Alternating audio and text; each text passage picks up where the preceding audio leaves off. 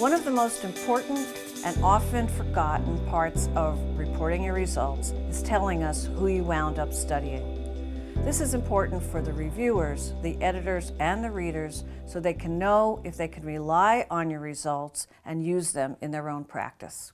So while I'm sure you're anxious to tell us about your primary outcome, don't start with that.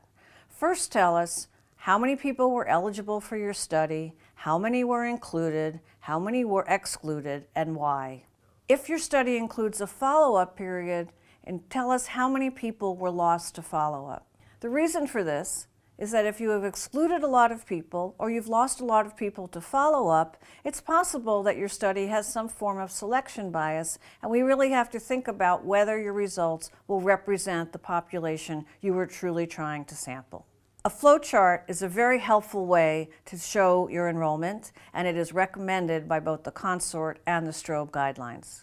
You then need to describe the population that you studied, and this is often done in what is called Table 1. And this is a list of all of the variables you collected on your patients with the data about them: their mean age, their gender, their education, their clinical presentation, whatever it is that you need to describe who was in your study. Let the table do the heavy lifting for this. You just need to highlight what you want the reader to know in the text. Now you're ready to present your outcomes. Start with your primary outcome and your secondary outcomes and present them in the same order that you discussed them in your methods. Provide a table of the raw summary data with the outcome of interest before you go on to do any statistical testing.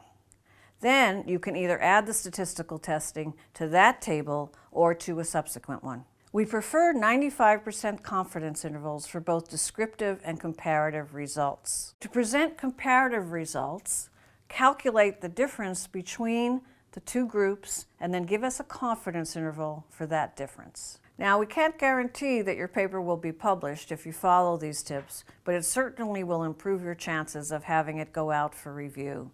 And after all, it is good science.